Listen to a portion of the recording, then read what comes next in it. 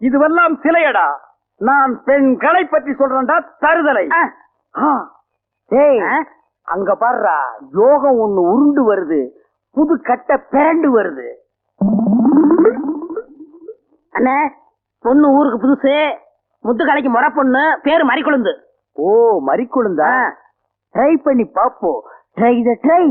நீ போய் உங்க அப்பா சரி பகவான் பக்கத்துல உட்காந்துக்க போ.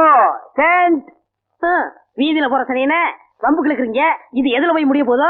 ஆ முருகா, ஓ முருகா, வா முருகா, வந்துரு முருகா, முருகா முருகா, வா முருகா, வந்துரு முருகா, ஏ முருகா, ஓ முருகா, எஸ் முருகா, எஃப் முருகா.